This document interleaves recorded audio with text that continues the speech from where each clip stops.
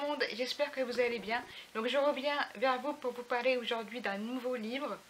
En ce moment, hein, j'y suis, je me lance. C'est un petit peu particulier parce que c'est un livre que j'ai lu en 2016, fin 2016, donc qui date un petit peu. Mais voilà, je me suis dit qu'il était un petit peu d'actualité et voilà, j'avais envie de vous en parler. Et puis il a fait parler de lui plus ou moins, donc pour des bonnes et des mauvaises raisons, on l'a aimé ou on ne l'a pas aimé. Je vous assure que je ne fais pas exprès, que à chaque fois Choupette s'incruste au moment où je fais mon intro, ce n'est pas volontaire. Donc je recommence. Voilà, donc il s'agit de Samedi 14 novembre de Vincent Villeminot. Donc c'est aux éditions Sarbacane. Et donc je pense que voilà, rien qu'en voyant le titre, vous avez un petit peu compris de quoi il s'agit, puisqu'en effet ça se passe le vendredi 13 novembre 2015 et c'est par rapport aux attentats. Et là, évidemment, Vincent Villeminot, qui est un auteur voilà, assez connu, moi personnellement je l'ai découvert sur le tard, parce que je l'ai découvert dans la tétralogie de U4 aux éditions Cyrus Nathan. Mais il a écrit bien d'autres romans dans la jeunesse, mais pas que. Donc voilà, c'est un auteur qui a vraiment sa patte et qui a décidé, sur une fiction, de s'imaginer une trame narrative en lien avec les attentats malheureux de cette date. Donc dans Samedi 14 novembre, qu'est-ce qui se passe? Donc le livre débute le vendredi 13 novembre. Donc on va commencer par suivre B, on n'en saura pas plus, qui est assis tranquillement à la terrasse d'un café et qui est au mauvais moment, au mauvais endroit, comme vous l'imaginez. Il est avec son frère. Son frère ne va pas s'en sortir, lui si. Il va se retrouver à l'hôpital. Il va en sortir le lendemain. Il va pouvoir, par chance, il a pu ne pas avoir de blessures graves et en sortir. Donc il va rentrer chez lui avec quand même cet événement très traumatisant dans sa tête. Et sur son chemin, il va croiser une personne et il semble reconnaître un des terroristes présumés. À partir de là, B a décidé de le prendre en filature et plus il va le suivre, plus il va se rendre compte que cette personne est bel et bien un des auteurs des attentats, fait partie du réseau terroriste et il ne va plus le lâcher. Donc vous allez suivre un petit peu comment il va le pister et il va arriver donc à un point très tragique où il va prendre la décision de le séquestrer. C'est-à-dire qu'il va le suivre, il va l'enfermer et il va le séquestrer. Voilà, et là il va se passer énormément de choses sur la réflexion humaine, sur ce qui peut se passer dans la tête de quelqu'un qui se retrouve nez à nez avec la personne qui a essayé de le tuer, qui a essayé de tuer qui a tué son frère, qui a commis un acte abominable. Et voilà, il est en tête à tête avec cette personne pendant tout le long du livre. Et psychologiquement, c'est vraiment un livre qui est assez puissant. Voilà, d'un point de vue émotif, ce livre, on ne le lâche pas. D'ailleurs, j'ai mis les dates pour me rappeler.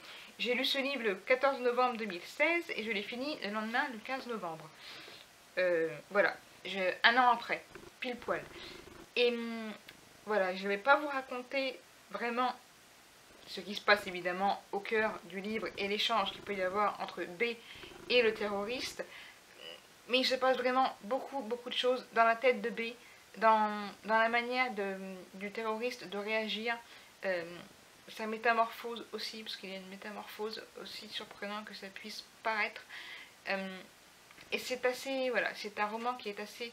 Il y a des passages assez durs, hein. Il était classé au rayon jeunesse dans ma librairie, j'ai trouvé ça un petit peu surprenant, parce qu'il y a quand même des passages qui sont assez violents, psychologiquement, pas forcément physiques, hein, mais dans la manière d'être dit. Et voilà, moi quand même, quand j'ai lu ce livre, je me suis dit, quand même, voilà, jusqu'où peut aller la volonté de se venger? Jusqu'où peut-on aller quand on a en face de soi le coupable, le responsable de cet acte?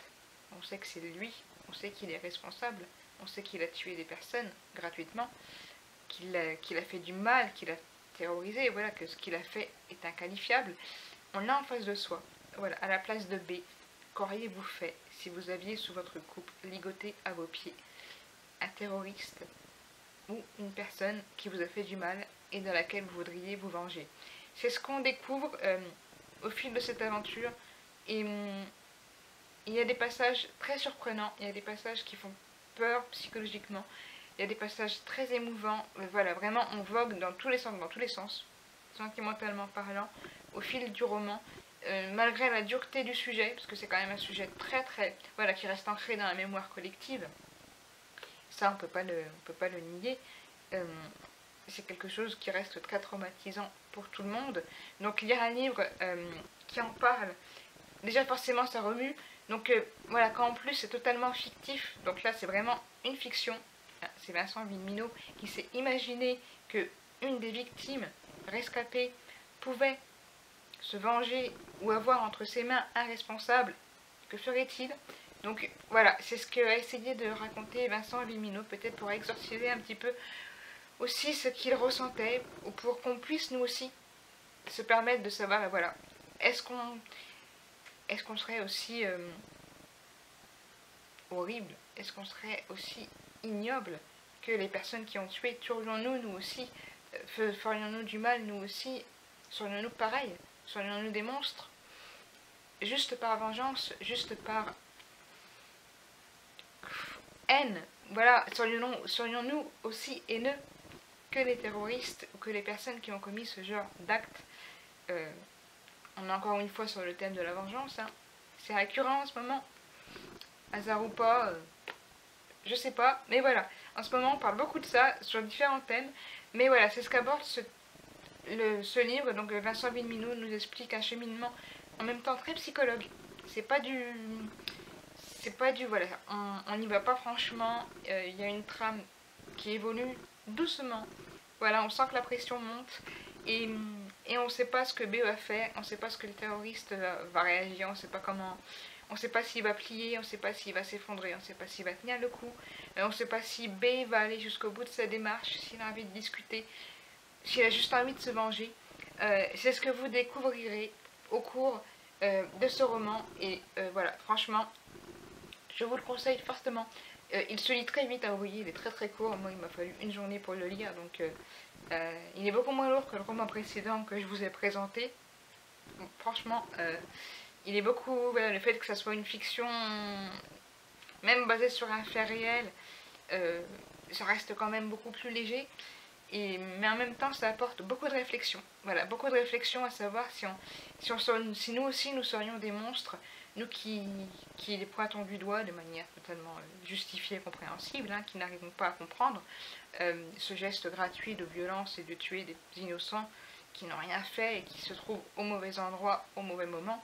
Et voilà. Et nous, à la place de B, que ferions-nous? Voilà. Je vous laisse sur cette question.